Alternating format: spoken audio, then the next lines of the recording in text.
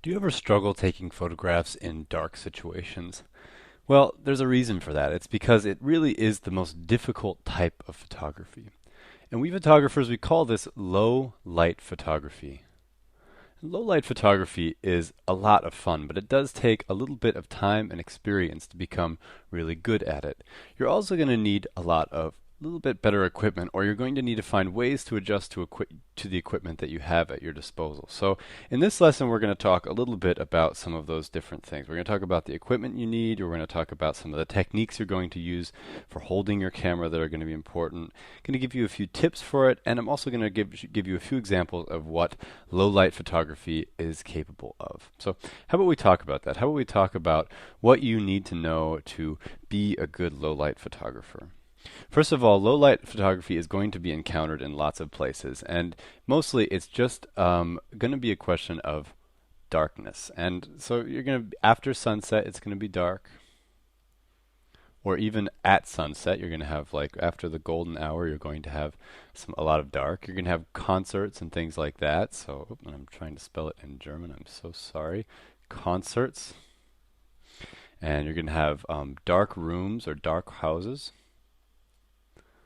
So a lot of dark places, even like in the woods or something like that, and just dark landscapes. Also, you're going to have lots of when you're outside doing maybe big trips in the woods or things like that, or if you're out in the city at night, you're going to find lots of dark places, and that's all of that.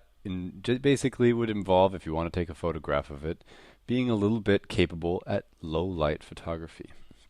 All right, so what are some of the challenges then? What does all of this mean in terms of what's settings and things like that that you need to think about for your computer or for your camera?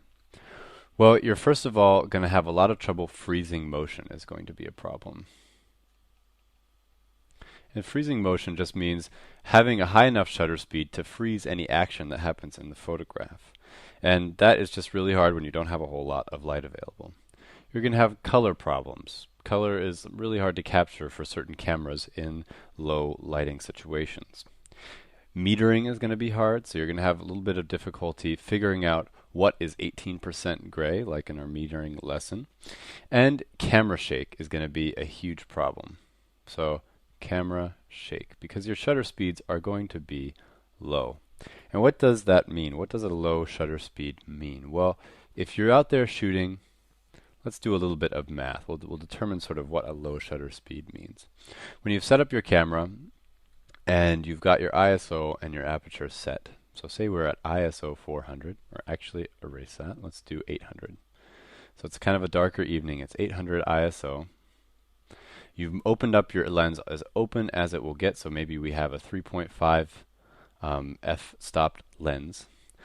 Well, then you have to take a look at this moment at your lens and see what zoom factor you're at. So say you've got a 35 millimeter lens on your camera.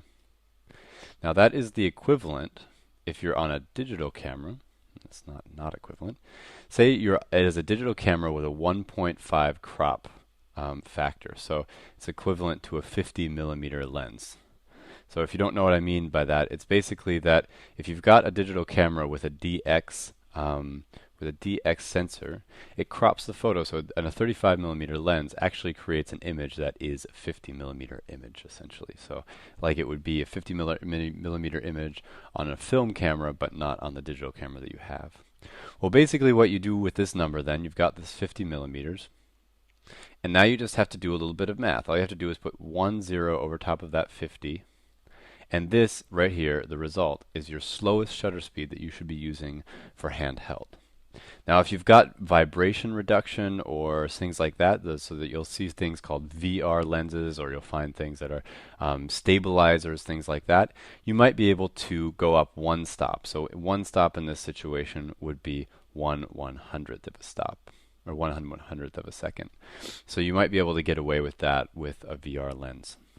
So this is your slow shutter speed. Once you get below this, once you get below your handheld speed, is when you're really hitting your slow shutter speed area for your camera, and that's when you want to start thinking about special techniques for holding the camera, where to set it, if you need a tripod, things like that.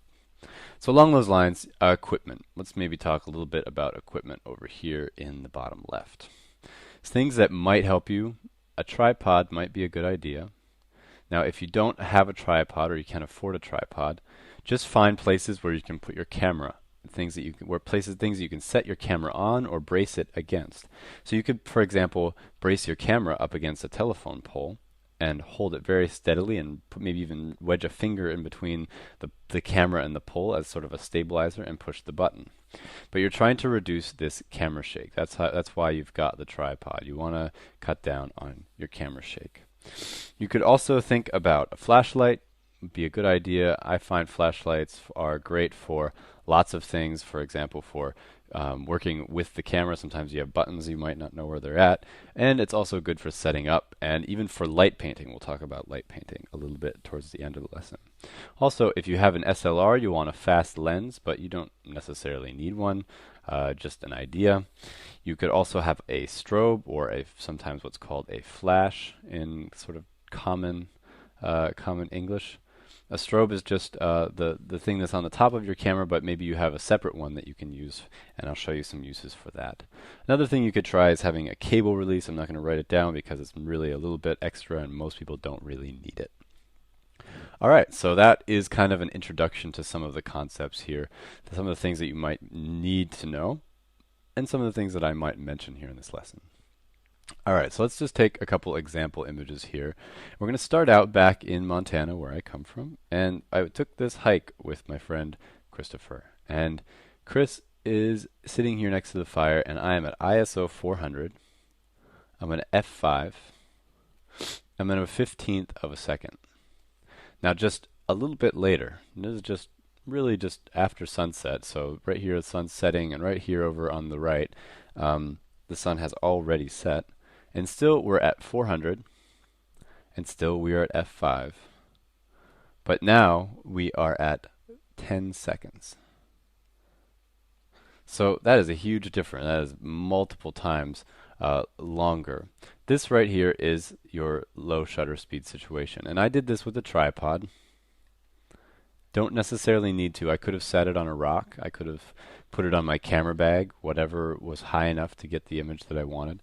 But you can see here that Chris didn't move during the image. That's while I was taking the photograph. And luckily he was just tranced out staring into the fire, and I just took a photo while he was doing that. I didn't have to ask him to do that or anything like that. But if he were to move, the photo would be sort of different. It would be it might have, I would say, ruined, but not necessarily. But you can see here, because the exposure is so long, you can see the sparks coming up off the fire. You can see the glow of the fire everywhere, the glow of the sky, the big beautiful Montana sky back there. And you can really kind of see everything. And you can see also the difference here between these two photographs. I would say both of them are low light photographs, but this one over here to the right is much lower and definitely is a little bit harder of an image to get.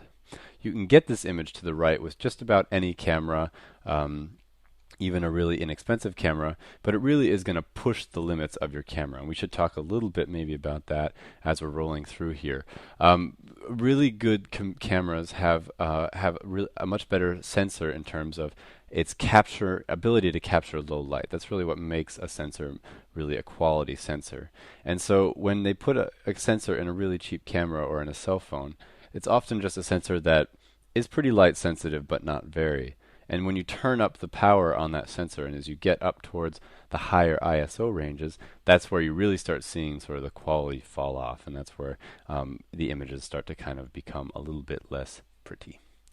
Now, let's move on here and start talking about these images that I've pulled up. They're both not necessarily really low light photography, but they're pretty much right on the edge. This is kind of the boundary of low light photography. And right here, I think I was shooting at about a 500th ISO, or 500 ISO, which is a step between traditional ISOs that you'll find on some professional cameras. I was shooting at f1.8, and I think my shutter speed was around, I think it was around a 50th or so. And this is just an example of sort of the moodiness that I love about low light photography. It's great. And this image over here to the left was actually taken with the same f-stop and the same shutter speed, but it was taken at an 800 ISO, so a little bit lower. And this is one of the things about having a better camera. These photos were taken both with my nicer professional camera, and you can just kind of see the difference in the quality of an 800 ISO on a better camera. The colors are accurate and the contrast is good, and I'm also using a really nice lens, which helps a little bit. And over here I was using the same camera and got really nice results, just because I was also able to hold my camera very carefully. Now that's another point. If you really want to get good photographs here, you're going to really want to make sure that you're holding your camera right. So you're going to want to go back and take a look at our lesson about how to hold your camera. That will really give you some good tips. One of the things about low light photography is that you get a lot of this kind of stuff right here. This is the trouble capturing motion that I was talking about right here. And even here on this image, if you look up close on Dev's hand, you can see that his hand is moving, and it's hard to capture motion in low light situations. So you can see here, I took many versions of this photograph to the left here, and I ended up going with the one where he was moving the least, because otherwise the image was just a little bit too blurred to really match the feeling that I kind of wanted for it. So that's one thing to watch. You also want to watch the noise. If you look closely at these images, you can see what's called digital noise or grain if you're working with a film camera. And it's not very extreme on these examples because the light is still there, but you're going to notice a definite drop in quality as your ISO goes up. You can learn more about that in our ISO lesson. So let's move on here a little bit. Again, I was talking about getting close to light sources. That is always a good thing to do. Try to find a nice angle to your light source and just stay close to it. Try to get some different angles without burning yourself. I think I almost actually caught my sleeve on fire taking the photo to the right here. And to the left, you can see I just caught there was a light coming down, beaming through this wine glass, and it made this cool reflection on the table. Kind of, I don't know if you'd call it a reflection, but whatever, sort of went through and made this pattern on the table. And I got up close on that, and because it's a really bright thing, I could underexpose everything else and just concentrate on that piece of light. And that's another thing. You're going to have to really watch your exposure in these sort of situations. And I would say if you're in doubt, I would underexpose. And underexposing is good for digital cameras because you really kind of can pull a lot of the information back out. If you're using a film camera, you can't really get rid of it all. So you want to try not to underexpose as much if you can, but underexposure is okay for digital in a lot of ways, so you can always try that. You can also, I would recommend getting some friends to join up and maybe even trying out some light painting. Light painting is a lot of fun, and you can do it with lots of different things. You can use a strobe, like I mentioned before at the beginning. You can use a flashlight. So here to the right, we've used a strobe. And to the left, we're using a frisbee. It's like a, but you can just exchange it for an LED light or a flashlight or whatever. And basically all we did for these images, this one, for example, to the left here, is just a 30-second exposure. And we just had the people in the group write the word photo camp. This was a photo camp that I was leading last year, or 2 years ago now. And we just had them write it with their hands, and then they threw the frisbee away. It had an LED light on it. And in that time that light passed across through all their hands, you can see that they're standing there. They stood standing, and the sensor captured the light as that frisbee moved along the path of the words photo camp. And so you can do this with lots of other different types of light source. I'll show you another example here in a second. And this one to the right, you can see that we just had someone, you can see the person actually standing here, fire a strobe at our friends while they were jumping up in the air. And this was actually probably like I think it was maybe like a 10-second exposure or so. But it doesn't matter because just that one moment where the flash hit them is when you actually see our friends there. All right, so that is a little bit of a roundup of what you can do with low light photography. Remember that bad weather and cloudy days and dark music clubs can be your best friend as a photographer, so you want to go out and do the best you can with what equipment you've got. All right, you can come back and check out more lessons at allversity.org.